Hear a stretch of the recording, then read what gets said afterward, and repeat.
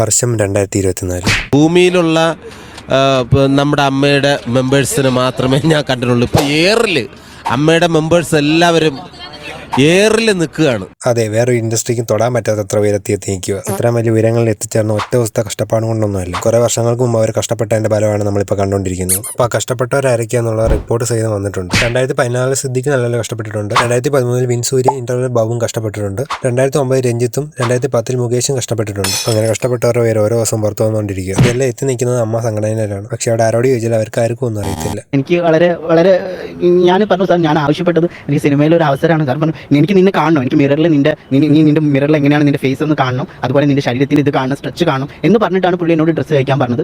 ഓഹോ, അപ്പൊ അയാൾ അത്തരക്കാരനായിരുന്നല്ലേ.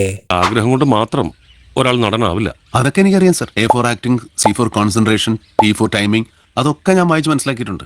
വായനയും കൊള്ളാം, പക്ഷെ നല്ല നടനാവണമെങ്കിൽ കുനിഞ്ഞു കൊടുക്കണം. മോഹൻലാലോ മമ്മൂട്ടിയോ?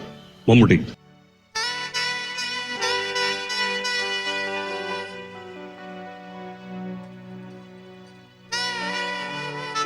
Best actor Mammootty. എന്തൊക്കെയാണ് നടക്കുന്നേ? സോറി, നമ്മൾ വിഷയത്തിൽ നിന്ന് തന്നെ മാറിപ്പോയി. എനിക്ക് തോന്നുന്നു പല നടന്മാർ ഈ ഇൻഡസ്ട്രി ഇഗ്നിറ്റോ മോഡായിട്ടാണ് തോന്നുന്നു കാണുന്നത്.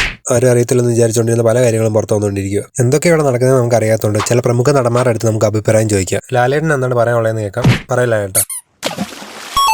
ലാലേട്ടൻ മുങ്ങിയിട്ടുണ്ട്. അപ്പോൾ നമുക്കിനി മമ്മൂക്കയുടെ ചോദിക്കാം.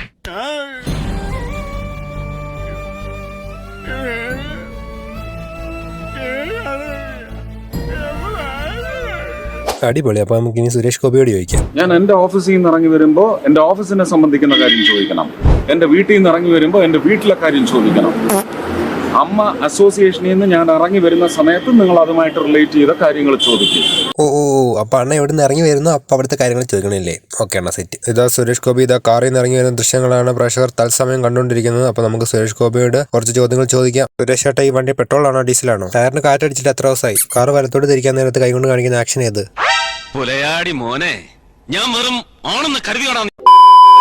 കൂടുതൽ പ്രതികരിക്കാതിരിക്കാൻ നല്ല. കാരണം ഇന്ന് പ്രതികരിച്ചാൽ നാളെ കയറില്ല. 2 ദിവസം മുമ്പ് പ്രത്യേകിച്ച് താൻ വർക്ക് ചെയ്യാൻ സെറ്റിൽ ഇതൊന്നും ഉണ്ടാകത്തില്ലെന്ന് പറഞ്ഞിട്ട് മാസം കാണിച്ച് കൈയടി വാങ്ങിച്ച് പോയതാ. പിറ്റേ ദിവസം ബ്രോഡാഡിയുടെ സെറ്റ് വെച്ച് ഇതുപോലെ ഉണ്ടായിട്ടുണ്ടെന്ന് പറഞ്ഞ വാർത്ത വന്നിട്ടുണ്ട്. സിദ്ദിഖ് ഇതുപോലെ അമ്മയുടെ വാർത്താ സമ്മേളനത്തിൽ വന്നിരുന്നിട്ട് കുറ്റം ചെയ്ത് ആരായാലും പിടിക്കണം എന്ന് പറഞ്ഞാൽ ലാസ്റ്റ് അങ്ങനെ തന്നെ പിടിച്ചോണ്ട് വന്ന കാഴ്ചയാണ് നമ്മൾ കണ്ടത്. ഈ ഇടയ്ക്ക് സിദ്ദിഖിന്റെ ഒരു ആത്മകഥ പുറത്തിറങ്ങിയായിരുന്നു, അഭിനയം അറിയാതെ എന്ന് പറഞ്ഞുകൊണ്ട്. ശരിയാ, പണ്ടത്തെ ചില കാര്യങ്ങളൊക്കെ ഇപ്പോൾ കാണുമ്പോൾ നമുക്ക് തോന്നും ഇത് ശരിക്കും അഭിനയിക്കുമല്ല, ജീവിക്കുമായിരുന്നു. എന്തായാലും ചാനലുകൾക്ക് കുറേ നാളത്തേക്ക് ആഘോഷിക്കാനുള്ള വകയായിട്ടുണ്ട്. ഇതൊന്നും അല്ല, നാടി വിറ്റാൻ പോയാണെന്ന് തിരിച്ചു വരുമ്പോൾ ഡാഡിയുടെ ഫ്രണ്ട്സിനൊന്നും കാണത്തില്ല. ഈ പോക്കുവാണെങ്കിൽ എല്ലാം ജയിലായിരിക്കും. ഇതൊക്കെ കണ്ട് സുരേഷ് ഗോപി എന്തോ കാര്യമായിട്ട് ന്യൂമ്പോളിക്ക് പറഞ്ഞു കൊടുക്കുന്നുണ്ട്. അതൊക്കെ എന്താണെന്ന് അറിയാവുന്ന ഒരു കമന്റ് ബോക്സിൽ പറഞ്ഞേക്ക്. അപ്പോൾ ഇന്നത്തെ വീഡിയോ ഇത്രയേ ഉള്ളൂ. അപ്പോൾ ലൈക്കും സബ്സ്ക്രൈബും ചെയ്യാതെ ഈ വീഡിയോ ഇതുവരെ കണ്ടുകൊണ്ടിരുന്നവരോട് എനിക്ക് ഒന്നേ പറയാനുള്ളൂ. എടാ ഡ്യൂപ്ലിക്കേറ്റ് ഇന്ത്യൻ കഴിവറടാ മോനെ. അപ്പോൾ ഇതിനെക്കാട്ടി നല്ല വീഡിയോ ആയിട്ട് അടുത്ത ആഴ്ച വരുന്നതായിരിക്കും. ടാറ്റ.